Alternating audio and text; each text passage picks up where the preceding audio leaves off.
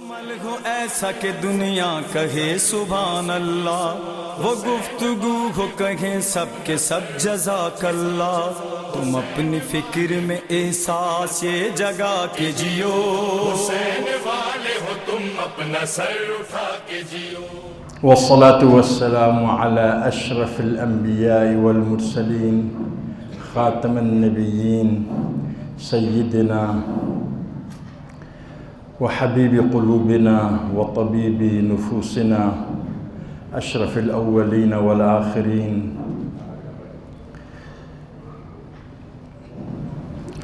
نبينا نبي الرحمة أبي القاسم محمد اللهم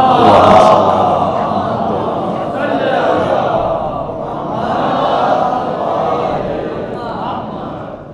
وآله الطيبين الطاهرين المعصومين الذين أذهب الله عنهم الرجس وطهرهم تطهيرا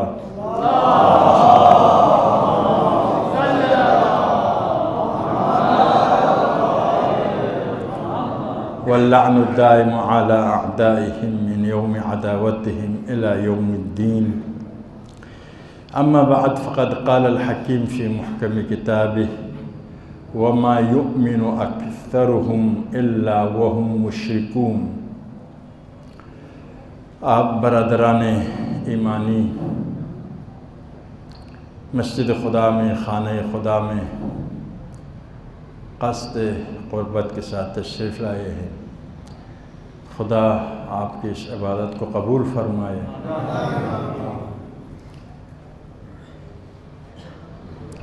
میں نے جو موضوع انتخاب کیا ہے اسلامی موضوعات ہے، اور انشاءاللہ آپ حقیقی مسلمان ہیں، حقیقی مومن ہیں، لیکن یہ موضوع انسانوں کی ضرورت ہے، قرآن میں ہے، کسی وقت ہم اس سے مبتلا ہو سکتے ہیں۔ بہرحال اسلامی تعالیم، قرآن و سنت کے تعالیم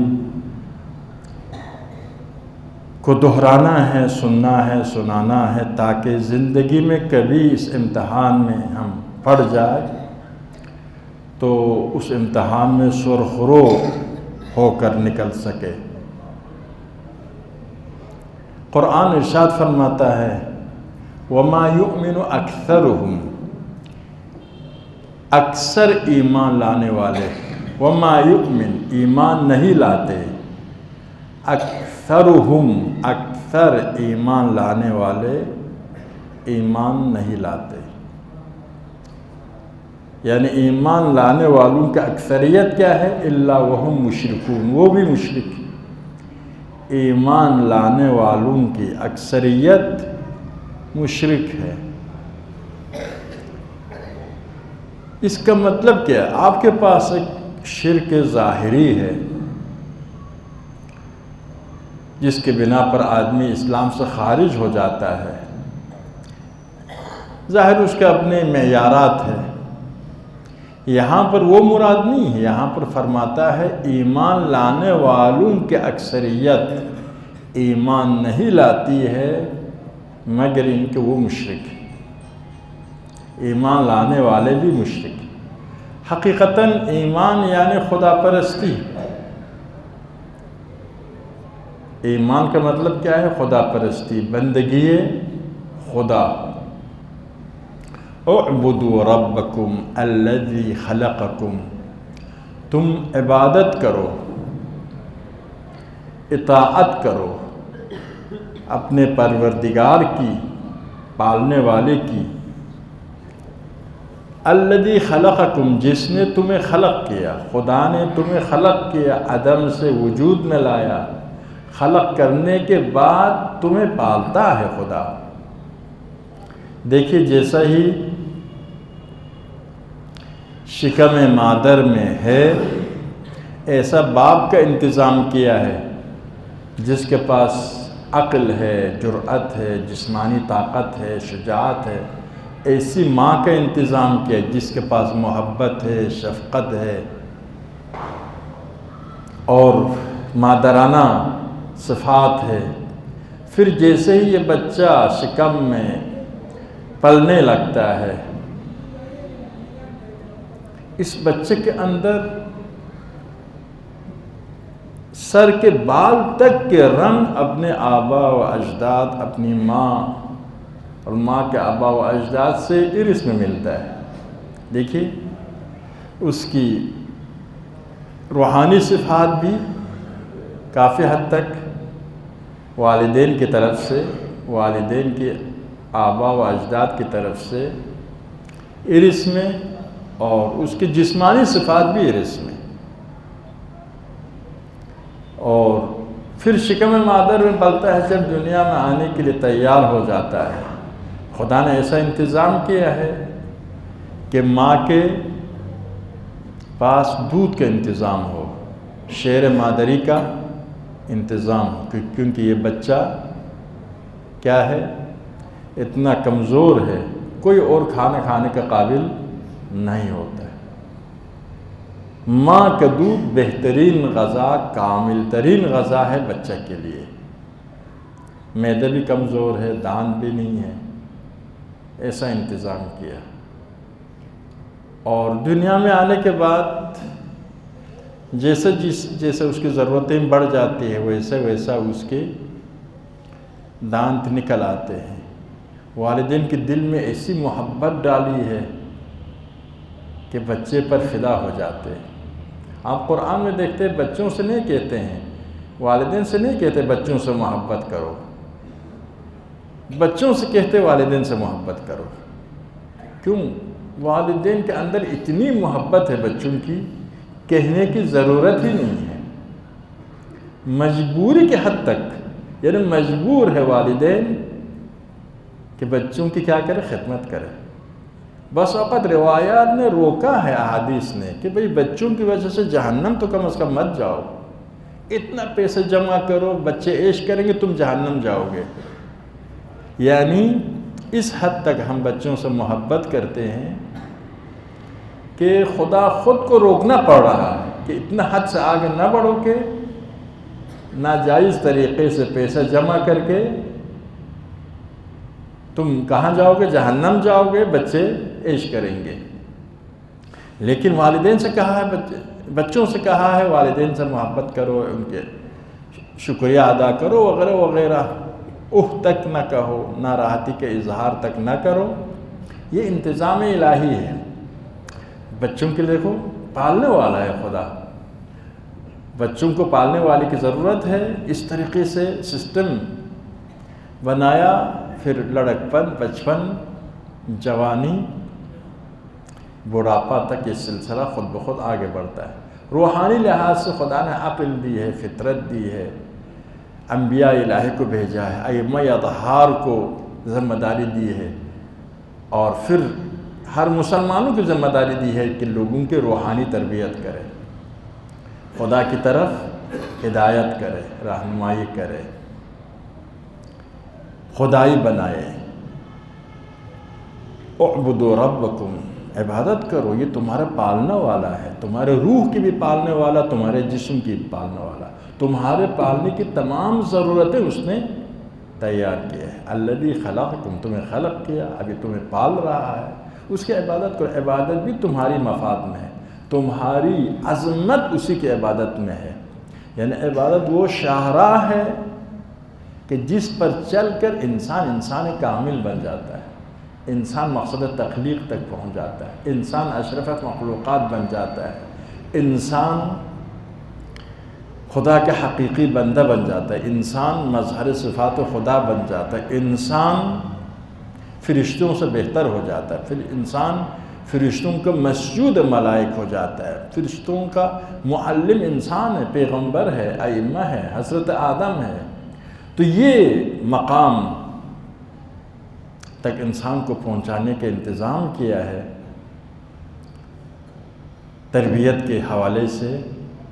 اب اس خدا پر ایمان لانے کے بعد 3 خدائیں ایسی ہیں کہ ہم ان کو زیادہ مانتے ہیں اللہ سے،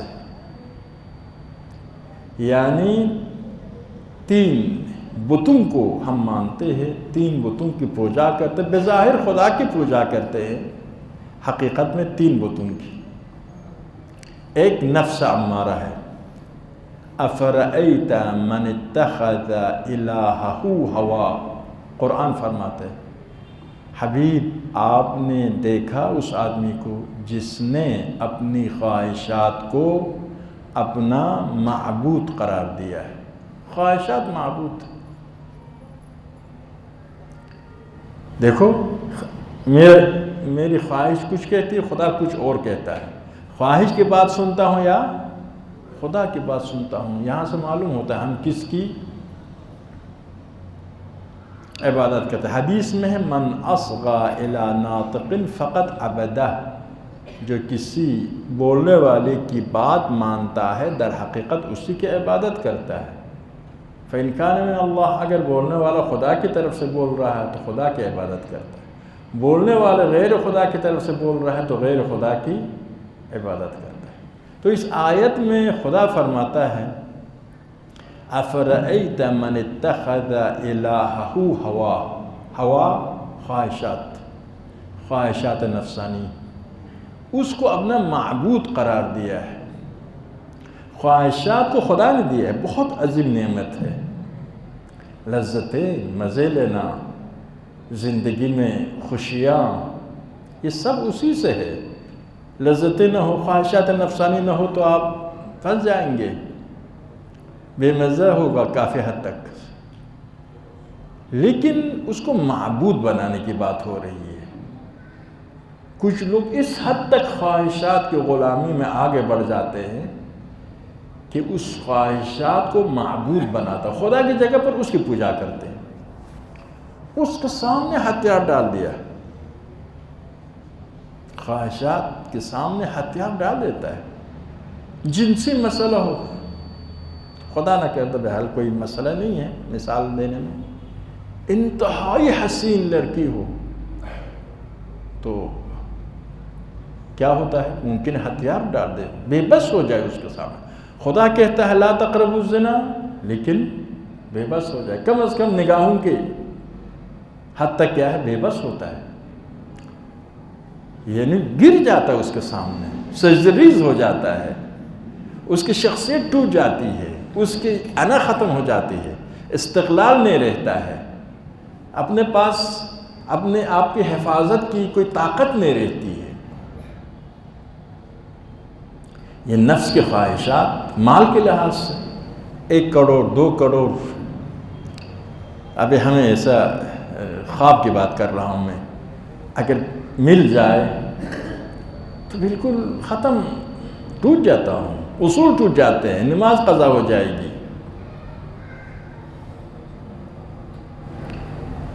دوست و دشمن بدل جاتے ہیں. خواہشات نفس، خواہشات نفس سے انسان جو کچھ چاہتا ہے، اولاد ہے، بیوی ہے، قوم قبیلہ ہے، جو نفس کی چاہتیں ہیں، اس کے سامنے وہ خود بری چیز نہیں ہے، یہ سب کے سب ضروری ہے. نفس کی چاہتیں 2 قسم کی چاہتیں، روحانی چاہتیں، جسمانی چاہتیں. جسمانی چاہتیں جو زیادہ مذموم مانے جاتے ہیں، وہ بھی انسان کے لیے انتہائی ضروری ہے. انتہائی کھانا پینا، شادی، مال دولت، چاہت، یعنی میں چاہت کی بات کر رہا ہوں، انتہائی ضروری ہے. یہ نہ ہو تو انسان زندہ نہیں رہ سکتا ہے، آگے نہیں بڑھ سکتا ہے.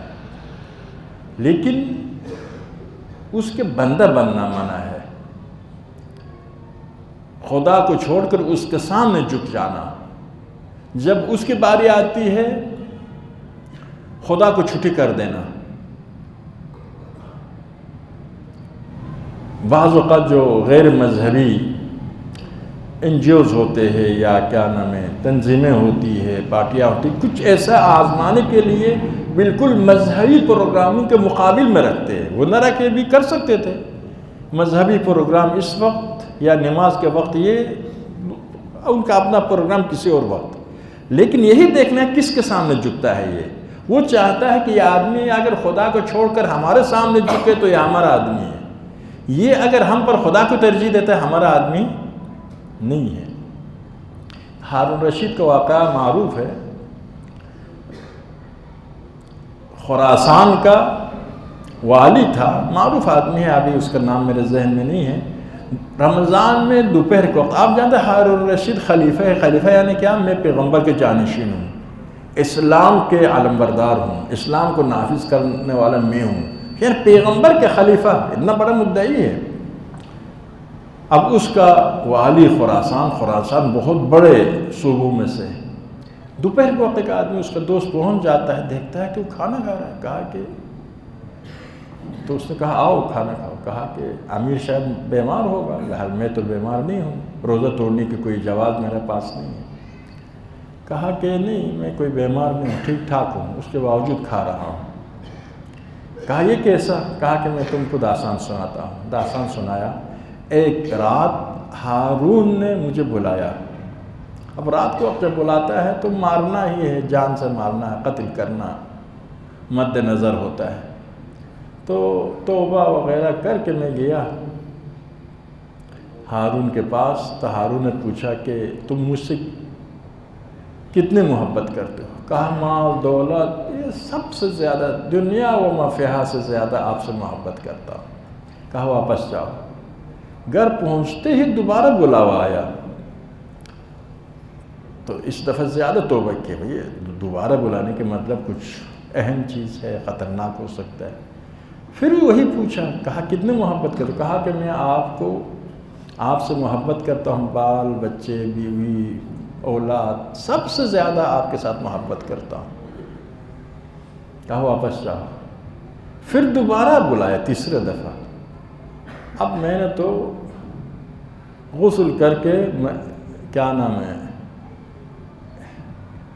کفن پہن کے چلا گیا۔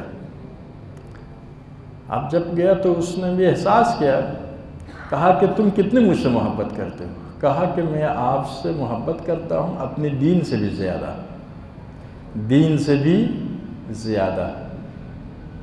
پھر اپنے غلام سے کہا کہ تم اس غلام کے ساتھ جاؤ، جو یہ کہے گا اس پر عمل کرو۔ میں گیا، ایک کمر کھولا، 20 سادات تھے، سب کے سر تن سے جدا کرنے کا حکم دیا۔ دوسرے کمرے میں 20 سادات تھے، ان کے بھی سر قلم کیا۔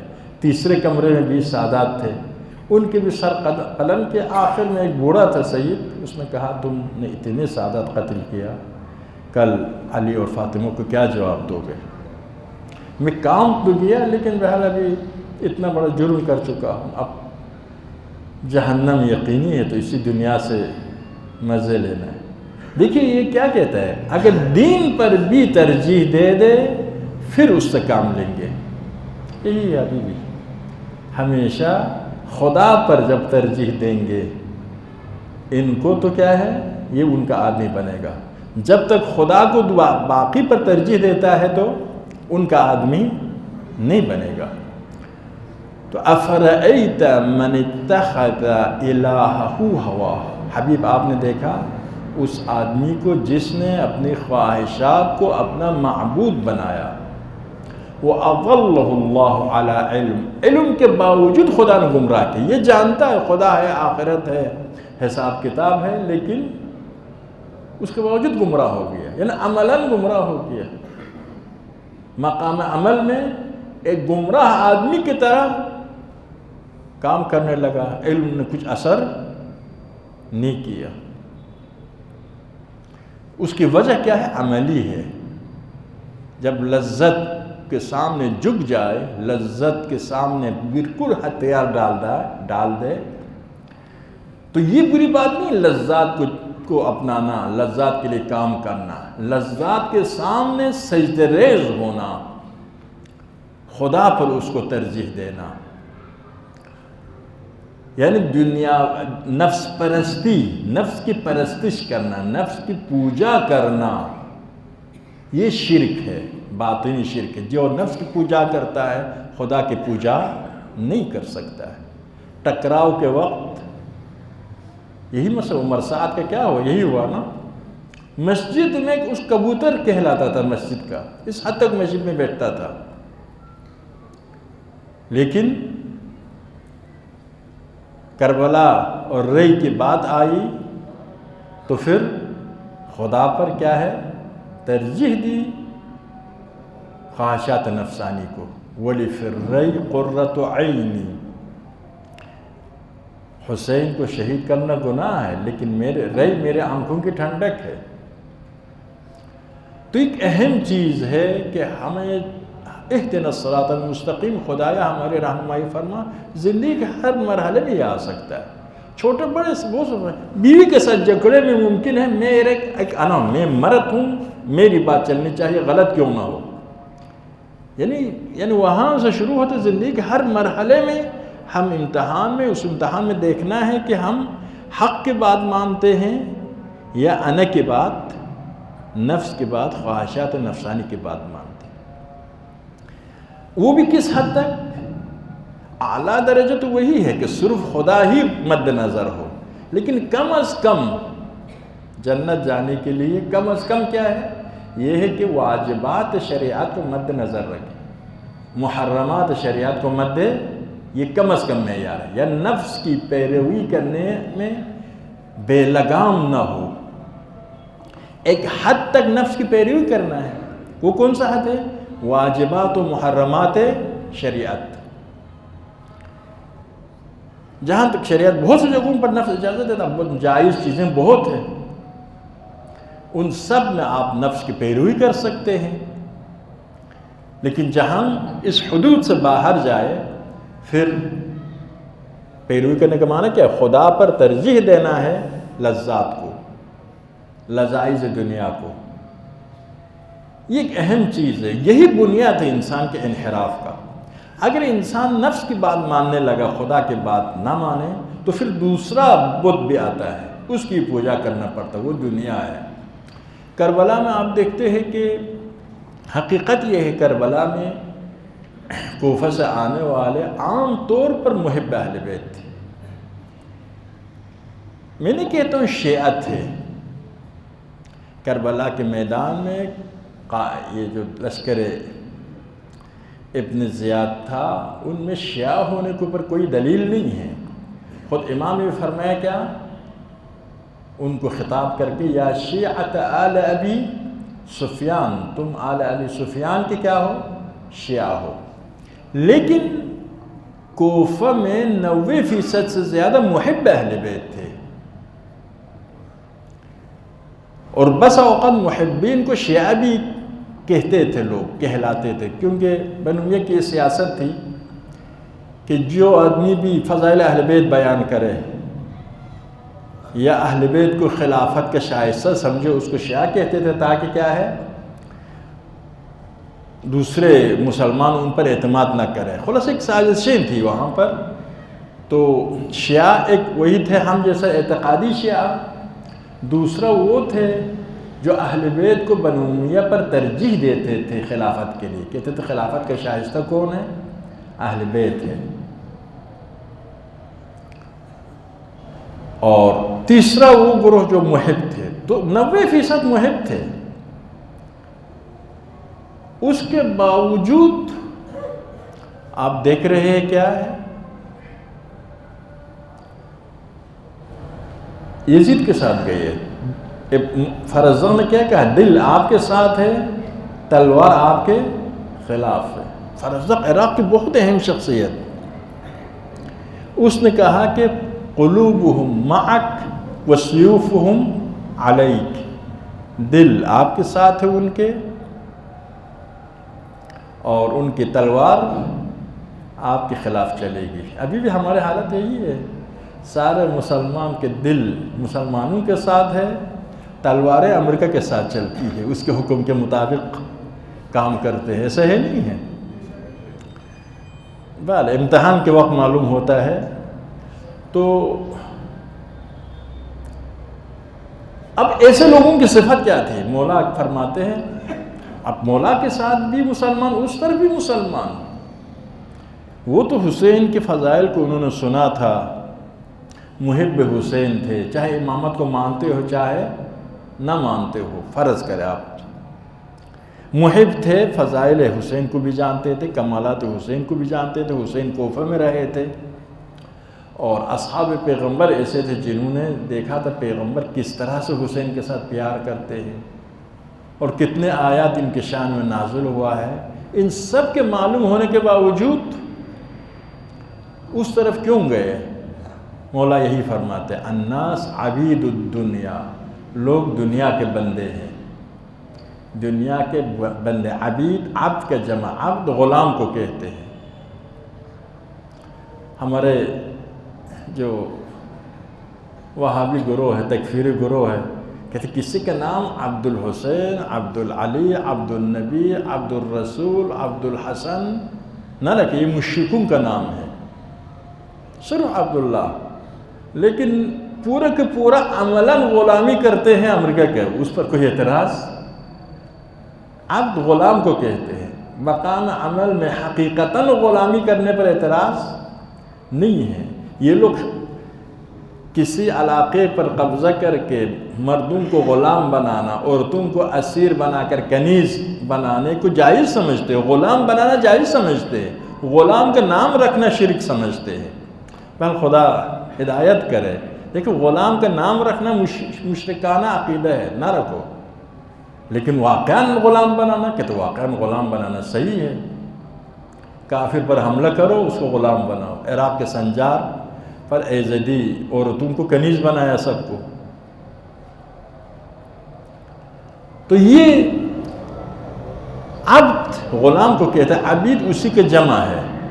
لوگ کیا ہے؟ غلام ہے دنیا کی، دنیا کے بندے ہیں، خدا کے بندے نہیں ہیں، دنیا کے بندے ہیں۔ ظاہر ہے خدا اور دنیا میں ٹکراؤ ہو تو عمر سعد وہی تھا نا، دنیا کو ترجیح دیا خدا پر۔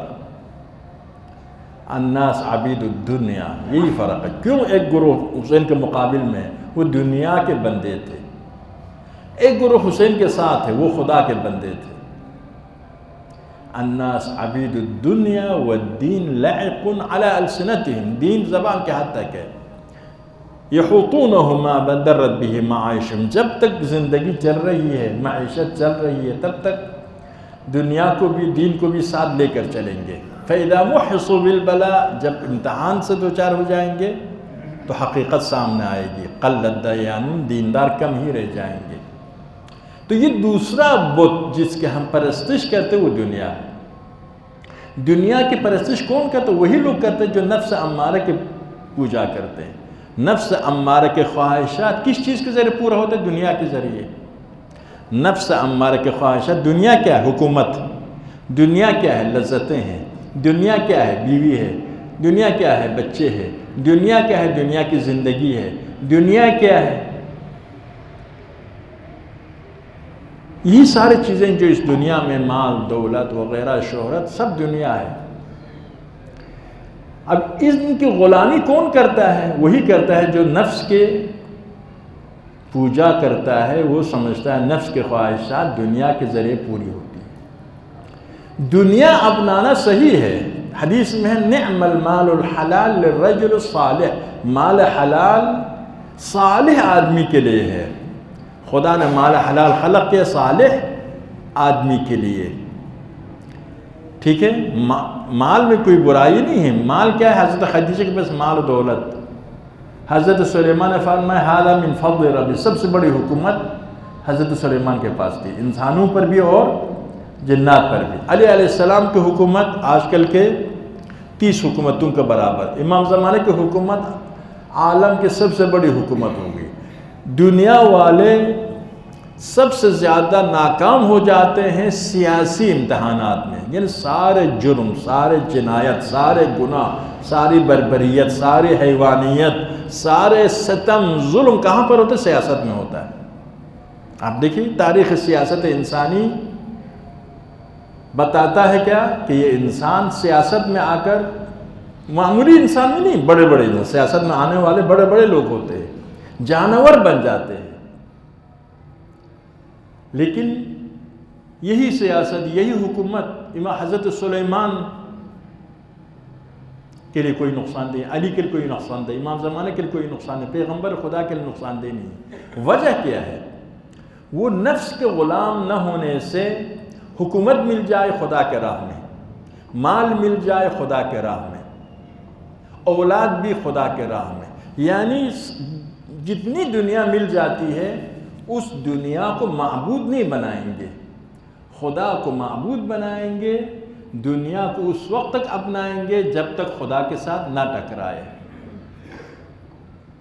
لیکن عام طور پر ہمارے کیا ہے، دنیا خود بری چیز، دنیا میں زندگی کرنا اگر بری ہو تو سب سے زیادہ زندگی حضرت نوح نے کی ہے، 2500 سال بعض روایت کے مطابق، پھر امام زمانہ 1000 سال سے زیادہ۔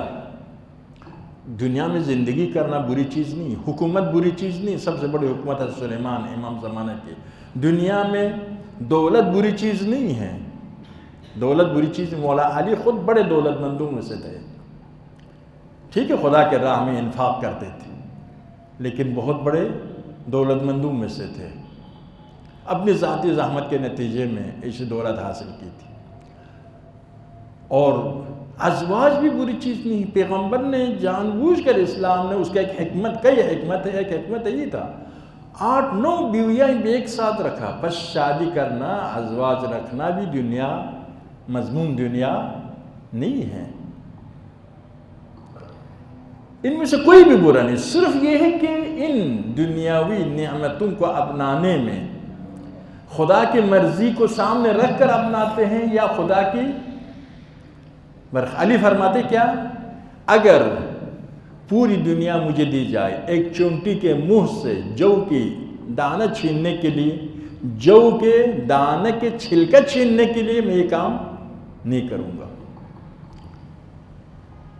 یہ ہے کہ حکومت کے سامنے بندہ نہیں ہے، حکومت یعنی دین یہی کہتا ہے تم پوری دنیا کو، دنیا کے نعمتوں کو اپناؤ، لیکن دنیا کا آقا بن جاؤ، مالک بن جاؤ۔ ایک عہدہ مل رہا ہے، وزیر اعظم بن سکتا ہے، وزیر اعظم بننے کے لیے سارے گناہ کرنا، سازشیں کرنا، قتل کرنا، رشوت دینا، رشوت لینا۔ آپ وزیر اعظم تو بہت اوپر کی بات ہے، کوئی معمولی سے عہدے کے لیے ہر غلط کام کرنے کے لیے تیار ہو جاتا ہے۔ تو یہاں پر کیا ہے، دنیا کی بندگی کرنا ہے، لیکن جو آپ دنیا کے سامنے پہنچ کر اپنی انسانیت کو مت بھول جاؤ، اپنے مقصد تخلیق کو مت بھول جاؤ، اپنے حدود الہی کو پار مت کرو، تو اس وقت کیا ہے، دنیا پرستی نہیں ہے۔ دنیاوی مفادات کے لیے اگر حدود الہی کو نظر انداز کریں گے تو دنیا پرستی ہے۔ ایک درود پڑھے محمد آل محمد پر۔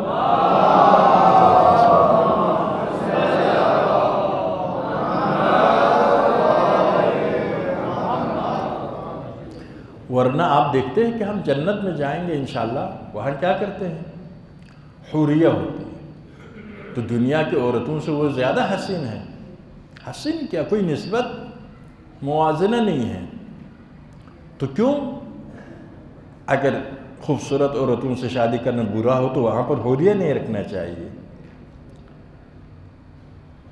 حکومت یہاں پر تو ہمارا حکم کرتے ہیں، کل معذور ہو جائے کوئی سننے والا نہیں ہوتا ہے، وہاں پر جنت میں ارادہ کرو، آپ کے ارادے کے ساتھ درختیں وجود میں آ جاتی، محلات وجود میں آ جاتا ہے۔ یعنی یہ جتنی نعمتیں دنیا میں ہیں اس کا 1000 برابر بھی کہنا اتنا صحیح نہیں ہے، آخرت میں موجود ہے۔ بس نہ لذتیں بری چیز ہے، نہ شادیاں بری چیز ہے، نہ طاقتور ہونا بری چیز، سب کے سب آخرت میں ہے۔ مولا فرماتے ہیں کیا، یہ جو باتقوا لوگ ہیں دنیا میں بادشاہوں کی طرح زندگی گزار سکتے ہیں، آخرت میں انبیاء کے ساتھ زندگی گزار سکتے ہیں۔ بس یہ دنیا کی نعمتیں بری چیز نہیں ہے، خدا نے انسان کے لیے خلق فرمایا، لیکن خدا نے فرمایا تمہارے لیے خلق فرمایا، تم اس کا غلام مت بنو، اس کا آقا بن گو۔ انسانوں کے مشکل یہی، کمیونسٹ لوگ کہتے تھے کہ انسانی معاشروں کو اصلاح کرنے کے لیے کیا کریں، کوئی شخص کسی مال کا مالک نہ رہے، کوئی آدمی کسی مال کا مالک نہ رہے۔ لیکن لوگوں نے پھر ٹھکرایا تو سوشلزم وجود میں آیا، کہتے تھوڑا سا مال کا مالک رہ سکتے، ہمارا مرحوم بھٹو اسی کی حمایت کرتے تھے، اس وقت بھٹو کے بعد نہیں، پورا عالم اسلام میں یہ ہوا چلی تھی۔ تو کوئی شخص کہتے وجہ کیا ہے، مال رکھنے کی وجہ سے یہ برائیاں آتی ہے، مال رکھنے کی وجہ سے یہ برائیاں آتی ہے، تو کوئی شخص کسی مال کا مالک نہ ہو برائیاں بھی ختم ہوگی۔ لیکن حقیقت میں دین نے کیا کہا؟ نہیں، مال نہیں ہے، تمہارا نفس ہے، تمہارے کیا ہے؟ نفس ہے۔ نفس کو پاک کرو، سب پاک ہو جائے گا۔ نفس ناپاک ہو، سب ناپاک ہو جائے گا۔ ان اللہ لا یغیر ما بقوم حتی یغیروا ما بانفسہم۔ تبدیلی چاہتے ہیں، نفسوں میں تبدیلی لاؤ، نفس کو پاک کرو، دنیا پاک ہو جائے گی۔ نفس پاک کرو تو دنیا پاک ہو جائے گی۔ کسی اداروں کو دیکھیں، ایک اچھا پاکیزہ انسان اس کو سنبھالے، وہ پورا ادارہ پاک ہو جاتا ہے۔ ناپاک سنبھالے، پورا ادارہ ناپاک ہو جاتا ہے۔ اسی لیے اسلام نے اسلام کے ساتھ امامت کا انتظام کیا۔ اسلام کی افادیت اس وقت برقرار رہے گی جب تک امامت کے ساتھ چلے، کیونکہ چلانے والا صحیح نہ ہو تو صرف کیا ہے، قانون صحیح ہونے سے مسئلہ حل نہیں ہوتا ہے۔ قانون کو چلنا ہی نہیں دے گا جب چلانے والا صحیح نہ ہو۔ تو دنیا عرض کیا، بس دنیا کی نعمتوں میں کوئی برائی نہیں، تمام نعمتیں خدا نے انسانوں کے لیے خلق کی، لیکن جتنی دنیا آپ کے پاس ہو اتنا ہی آپ انسانیت کی زیادہ خدمت کر سکتے ہیں، اس میں کوئی شک نہیں ہے۔ آپ کے پاس دولت ہو تو آپ زیادہ خدمت کر سکتے ہیں۔ جو ممالک پیسہ والے ممالک ان کی اہمیت دنیا میں کتنی زیادہ ہے۔ تو اسی لیے ہمیں ابھی یہودیوں نے جو دیکھا دنیا میں ان پر ظلم ہو رہا ہے، ظلم ہونا انہی کی کردار کی وجہ سے تھا، کیونکہ یہودی سمجھتے تھے حقیقی انسان خود ہے، باقی سب کیا ہے، انسان نما جانور ہے، ان کی خدمت کے لیے خلق ہوا ہے۔ اسی لیے لوگوں کے بدخواہ ہوتے تھے، لوگوں کے خیرخواہ نہیں ہوتے تھے، تو دوسرے لوگ بھی ان پر ظلم کرتے تھے۔ یہودیوں نے کیا کیا؟ دنیا کی معیشت پر قبضہ ڈالا، بینک انہوں نے بنایا۔ خلاصہ دنیا کی معیشت ان کے ہاتھ میں، یورپ امریکہ کی معیشت ان کے ہاتھ میں ہے، دنیا ان کے سامنے جھکتی ہے۔ 15 ملین 16 ملین آبادی ہے، پوری دنیا ان کے سامنے جھکتی ہے۔ اس کی وجہ کہ معیشت قوی ہے۔ معیشت کیوں قوی ہوا؟ عقل و حکمت کے ساتھ، علم کے ساتھ کام کیا ہے۔ تو ہمارے بھی معیشت قوی ہونا چاہیے، ہم مذمت معیشت، لیکن معیشت مال کے غلام نہیں بننا چاہیے، وہ آپ کے اختیار میں ہو، نہ آپ اس کے اختیار میں جائے۔ کوئی مثال دیتا تھا کہ مثلا آپ مہینے میں 20,000 کماتے ہیں تو 20,000 خرچ کرتے ہیں، 50,000 کمائے 50,000، 1 لاکھ کمائیں گے 1 لاکھ خرچ کرتے ہیں۔ اس کا مطلب یہ ہے کہ آپ مال کے اختیار میں ہیں، مال آپ کے اختیار میں نہیں ہے۔ عام طور پر ہم ایسے ہی ہے، 20,000 10,000 پر بھی ممکن ہے گزارا کر، ابھی مجھے نہیں معلوم ادھر کے کتنا پر گزارا کر سکتے، مثال ہے۔ تو کیا ہے، وہ مجبوری ہے، مجبوری کی وجہ سے 10,000 پر 15,000 پر ممکن ہے گزارا کرے، لیکن ہم خود مال کی گرفت میں ہیں، مال ہمارے گرفت میں نہیں، مال کے غلام ہے۔ دین یہی کہ تم مالدار ہو جاؤ، نعم المال الحلال، حدیث ہے للرجل الصالح، مال حلال صالح آدمی کے لیے بہت بہترین ہے، بس اس کے سامنے غلام مت بن جاؤ، اس کا بندہ مت بن جاؤ، اس کی پوجا مت کرو۔ اگر نفس کی پوجا کریں گے تو خود بخود مال، حکومت، شہرت، بیوی، بچے سب کی پوجا کریں گے، اور ان کی پوجا کریں گے تو شیطان کی پوجا کریں گے۔ قرآن کیا فرماتا ہے؟ تیسرا معبود شیطان ہے۔ الم اعہد الیکم یا بنی آدم ان لا تعبدوا الشیطان، بنی آدم میں نے تم سے عہد نہیں لیا شیطان کی عبادت مت کرو، وَأَنِ اعْبُدُونِي، میری عبادت کرو۔ هَذَا صِرَاطٌ مستقیم، صراط المستقیم کا 2 رکن ہے، شیطان کی عبادت نہ کرنا، میری عبادت کرنا۔ کچھ لوگ کہتے ہیں ہم سب کو مانتے ہیں، سب کو ماننے سے انسان راہ راست پر نہیں آتا، منفی کو چھوڑنا، لا الہ، منفی سب کو چھوڑ دے الا اللہ۔ یہ مشرکین مکہ خدا کو بھی مانتے تھے، بتوں کو مانتے تھے، بتوں کو بھی مانتے تھے، اس سے مسئلہ حل نہیں ہوتا، منفیوں کو چھوڑ دے، منفی مثبت دونوں کو مانیں گے تو خنثی ہو جائے گا، بے اثر ہو جائے گا۔ تو کیا ہے، یہ جو شیطان کی عبادت کرتے ہیں، شیطان کی اطاعت کرتے، کیوں؟ کیونکہ شیطان انسان کے نفس کی خواہشات کو پڑھ لیتا ہے، شیطان نفسیاتی بڑا ماہر ہوتا ہے، خواہشات کو پڑھ لیتا ہے، انسان کی کمزوریوں کو پڑھ لیتا ہے۔ اس لیے انسان سے کہا معرفت النفس حاصل کرو، اپنے کمزوریوں کو کنٹرول میں رکھو، اپنے قوت کے نقاط کو کنٹرول میں رکھو. خلاصہ کمزوریوں کو پڑھ لیتا ہے انسان کو مطالعہ کرتا ہے تو نفس امارہ اس کے سامنے ہے انسان کے, تو اس کو اب کیا کرتا ہے, دنیا کے ذریعے اس کی خواہشات کو تکمیل کرتا ہے. شیطان کہتا ہے تمہاری خواہشات دنیا کے ذریعے, حکومت کے ذریعے. صدام کو آمادہ کرنا چاہتا تھا ایران پر حملہ کرنے کے لیے, تو صدام کے پاس سپر طاقت, علاقے کی منی سپر طاقت بننے کی خواہش تھی. تو کیا کیا امریکہ اور یورپ نے علمی سارے رسالے وغیرہ میں یہ بیان کیا کہ عرصہ کہ بھئی ایران کی فوج ختم ہو گئی, فضائیہ ختم, زمینی ختم, دلائل لایا, بہت دلائل, کہ صدام کی تمنا تھی کہ علاقے کی سپر طاقت بن جائے. تو گویا اس کو بتا دیا کہ بھئی اب موقع آ گیا تمہارے لیے. شیطان ڈائریکٹ نہیں کہتے یہ کرو, تو کوئی نہیں مانتا یہ کرو کہنے سے, اس کا انا کو زک پہنچتا ہے نا. اس کی کمزوریوں کو پڑھ لیتا ہے, پڑھنے کے بعد اس کے لیے کیا ہے, روشن باغ دکھاتا ہے, سبز باغ دکھاتا ہے کہ تم اس میں کود جاؤ. تو شیطان انسان کے نفس امارہ کو دیکھ کر, دنیا دکھا کر انسانوں کو گمراہ کرتا ہے. کون سا شیطان؟ انسانی شیطان جنات کے شیطان سے زیادہ خطرہ. امام خمینی نے جو کہا امریکہ کو شیطان اکبر, فارسی میں بزرگ کا معنی کیا, میرا بڑا بھائی, یعنی کیا, سب سے بڑا کو کیا کہتے ہیں, بڑا بھی, یعنی بڑا کا معنی دو ہوتا ہے. ایک کیا ہے, سب سے بڑا کو بھی بڑا کہتے ہیں اور ویسے بڑے کو بھی بڑا کہہ سکتے ہیں. تو شیطان بزرگ یعنی سب سے بڑا شیطان, کیونکہ خود قرآن نے کہا شیاطین الجن والانس, کچھ شیاطین انسانوں کے ہیں, کچھ شیاطین جنات کے ہیں. پیغمبر نے اس کی تفسیر میں فرمایا, جب کسی نے پوچھا, فرمایا انسانوں کے شیطان جن کے شیاطین سے زیادہ خطرناک ہوتے ہیں. دیکھو ہمیں کون دھوکہ سکتے, انسانی شیطان زیادہ ہمیں دھوکہ دے سکتے ہیں. جنات کے شیطان کیا ہے, یسول لہم, یزین لہم, وسوسے میں ڈالنا, باطل کو خوبصورت پیش کرنا, امیدیں دینا وغیرہ وغیرہ, یہی کام کرتا ہے نا. وَكَانَ كَيْدُ الشَّيْطَانِ ضَعِيفًا. انسانی شیطان دیکھیے, ایک جوان کو شہوت کے لیے, ابھی 10 سال میں بچے بالغ ہو جاتے ہیں, اتنی شہوتی مناظر دکھاتے ہیں کہ 10 سال میں بالغ ہو جائے لڑکے مثلا. یعنی ایسا شیاطین انسانی کام کرتے ہیں خراب کرنے کے لیے. ابھی دیکھیے یہ بن سلمان, سب کچھ اس کے باوجود اقتدار کے لیے امریکہ کو خوش رکھنا پڑتا ہے, اس کے لیے ہر جرم کرنے کے لیے تیار ہوتا ہے.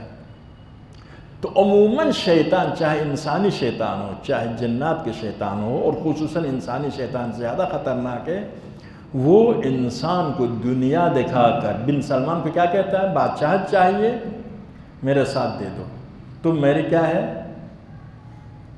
دودھ دینے والی گائے ہو, دودھ دے دو تمہیں رکھیں گے ورنہ تمہیں ذبح کریں گے. آپ نے سنا ہے نا الیکشن میں اس نے یہی جملات کہا.